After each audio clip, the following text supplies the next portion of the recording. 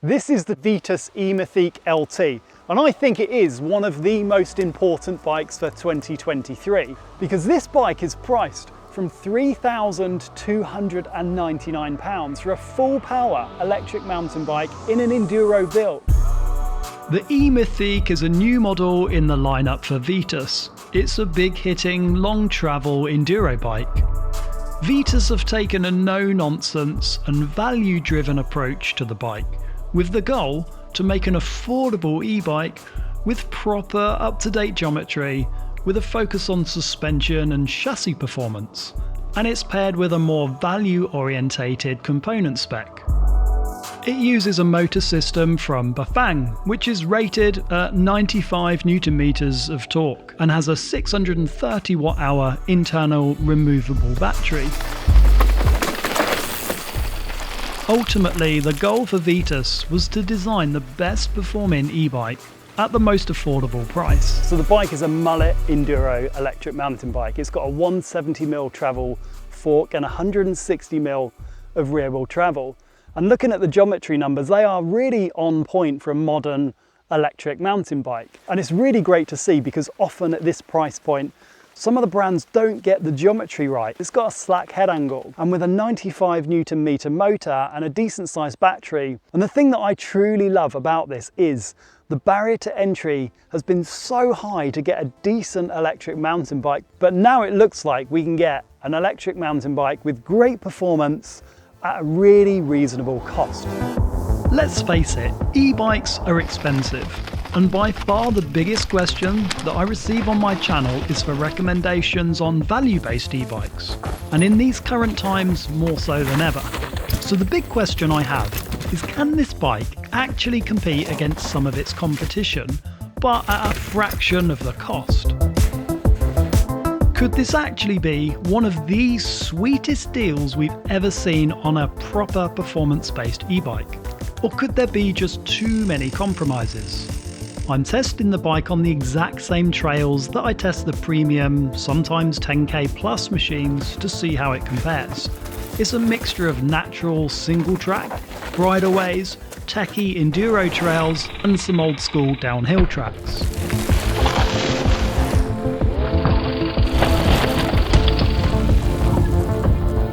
First, let's get into the heart of the e-bike, the Bafang M510 drive unit and the electronics.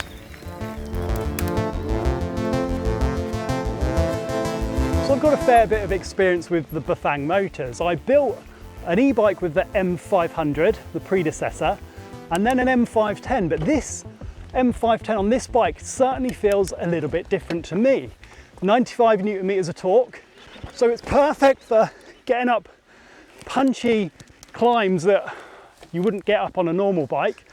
First thing I've noticed since I've been riding it over the past few days is it's fairly quiet. There's no ratchet, so when you move it around and back pedal, it's completely silent. There's a little bit of motor backlash sound. You might just be able to hear it there. If you listen out for it, you can hear it on some of the rootier and rockier sections. The power delivery is fairly smooth, even in the race mode. It doesn't seem to have that super low down sensitive full power that you can get. It's like the motor kind of revs up inside and then gives you a nice smooth power curve. In the 400% mode, the race mode, it gets to full power really quickly. And compared to some of the other full power e-bikes on the market, I personally think it keeps up with some of the competition really well. It's a fairly compact sized unit and it weighs around 3 kilos. And I've got to say, Vitus and Bafang have done a great job in partnering to bring a more minimalist control unit. My previous one was a big chunky one and I didn't really like the aesthetics of it. This is much cleaner, much easier to press, the dropper post fits, everything works.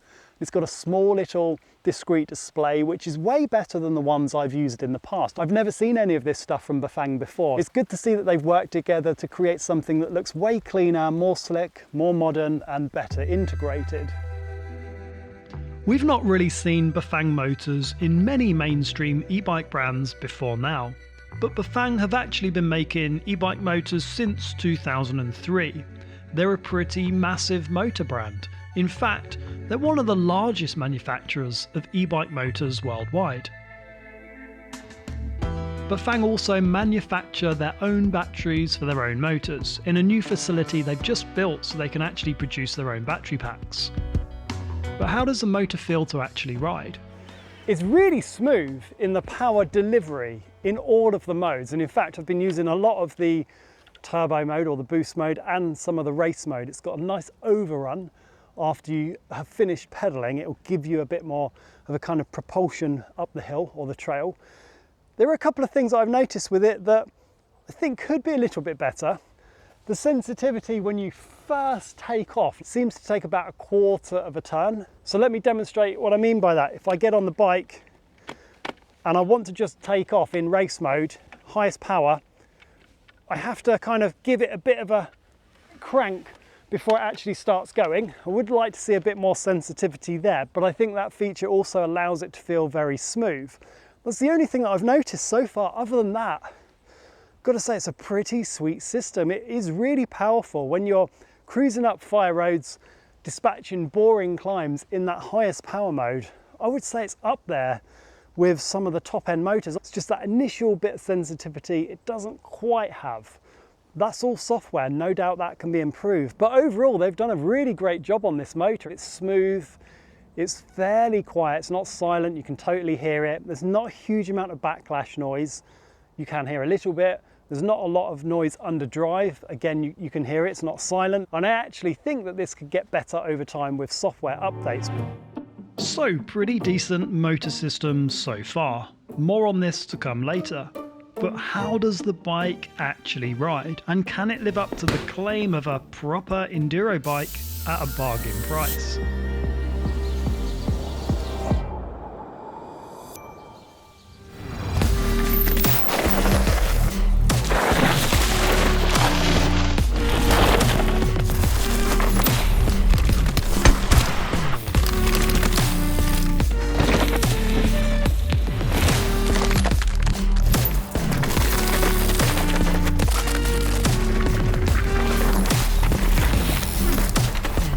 Yes, this bike really does perform. The bike can ride hard, and its excellent geometry, backed with brilliantly performing rear suspension, give this rig amazingly well accomplished performance on the trails. The bike punches high above its pay grade. Yeah, sure, there's no Kashima Gold, no wireless shifting, no carbon. And its 25 kilo heft isn't going to win any weight contests. But who cares when the bike rips like this?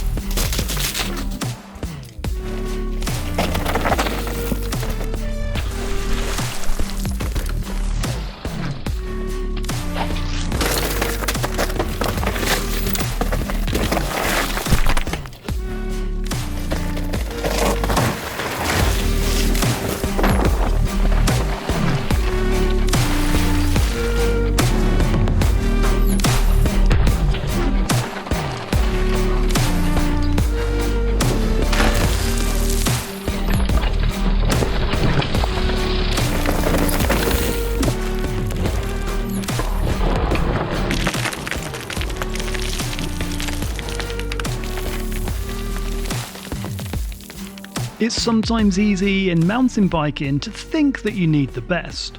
This bike reminded me that above a certain price point, it's actually just marginal gains.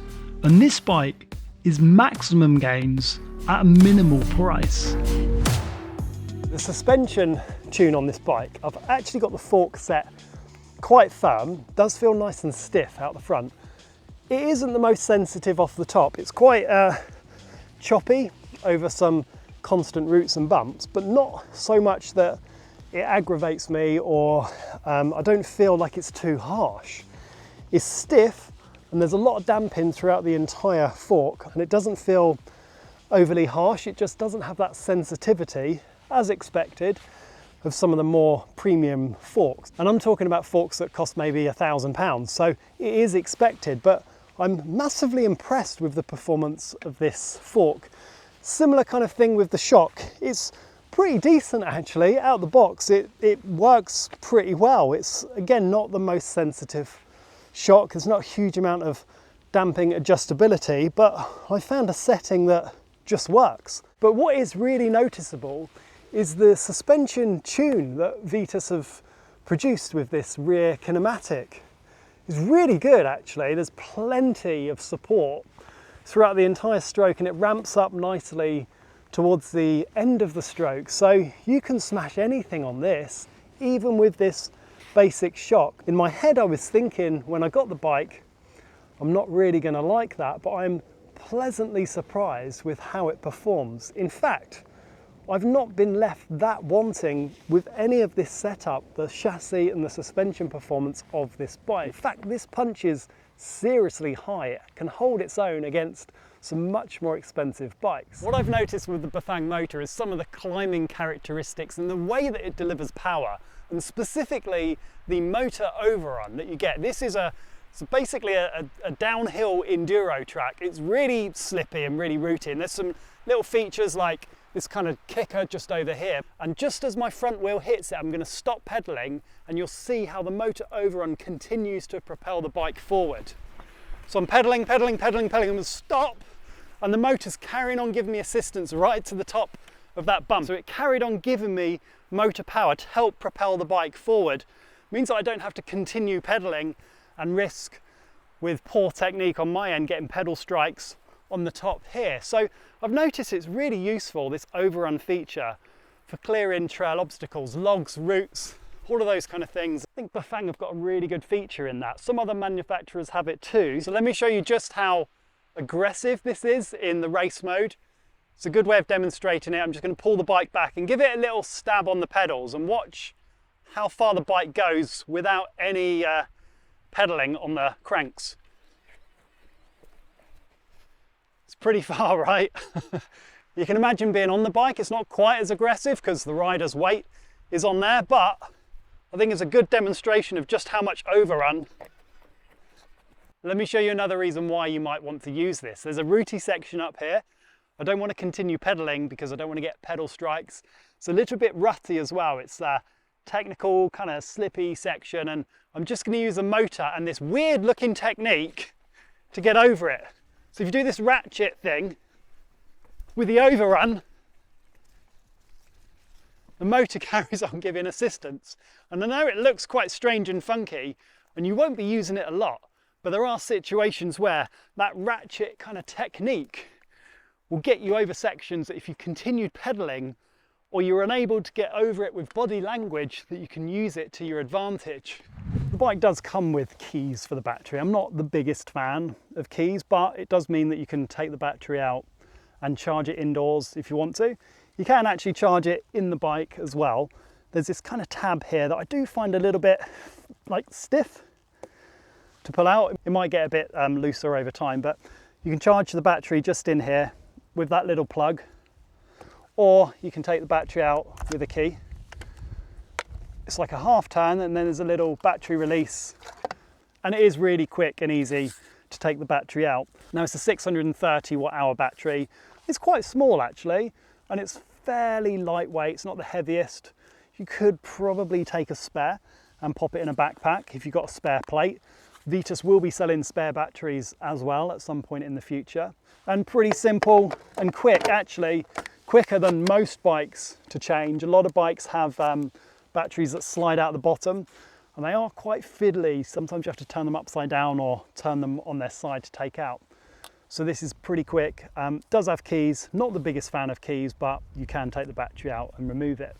So out of the crate, this bike is pretty much ready to rip. The only thing that I would change is the tyres, just for a thicker casing compound. I just feel it gives me a bit of confidence, but that is personal preference. Not everyone's like that. Some people prefer these tyres. The rest of the component spec has been very, very impressive. The TRP brakes, they're not the strongest, but they are fine for most of the riding. If I was doing some very long alpine descents on this bike, they might start to lose their power, but everything that I've ridden so far, they've been more than capable. So other than the tyre casing, that's the only thing that I would change. Wouldn't have to be right away. Out of the box, this bike is pretty ready to rip. It's a pretty banging spec out of the box. And I still think pound for pound, you're getting a lot of value for money. It's a very high bang for buck electric mountain bike. So this I would consider the benchmark for the entry-level electric mountain bike. So this is the bike that I'll be personally recommending to people that want to get into electric mountain biking or want to get a bike within a certain price range. There's a few in the range. There's an entry level that is priced at about £500 cheaper than the one that I've been riding. I've read some reports online and I think that people that have owned this bike are saying the suspension is okay, but any type of harder riding, it might not be the best. So my advice would be, if you are looking for a bike and you are maybe a bit more experienced, the mid-spec or the higher spec one is the one to go for. But if there's somebody that's brand new to electric mountain biking and is just going to be a bit more of a casual rider, that entry level one represents an amazing price point. And the motor and the battery and the frame are the same between all of them, it's just the components. But if you're a little bit more experienced, the mid-range one is the one that I would personally recommend. The entry level, maybe something that if you're not like sending it super hard and you're just more of a casual rider, that might be okay. But I would say there's definitely 500 quid's worth of better bike in the mid-spec one. Now, a couple of things to mention, just in transparency, I did bust a wheel. I cased a jump really hard and it buckled the wheel. I could have possibly trued it, but it was pretty bent. So you can bust wheels on all bikes. It's not just this one, but the wheel set, I'm not sure is like the super strongest wheel set, but other than that, it's a superb bike. If you're concerned about warranty, it will be taken care of directly by Chain Reaction Cycles, direct to consumer. So bikes need to be returned if it's direct to consumer. But I do imagine that in the future, Bafang might deal with warranty directly, but for now it's with Chain Reaction Cycles. They already sell spare parts. I've seen battery holders, cranks, and they're actually really decent pricing. This bike is one of the most exciting bike launches for 2023 because it opens up an entire new access port for people to start getting into electric mountain biking, and massive well done for Vitus for bringing out something that is way more affordable than what is out there and an incredible performing bike for the money. Thanks for watching. Subscribe if you want to see more e-bike videos, and I'll catch you soon.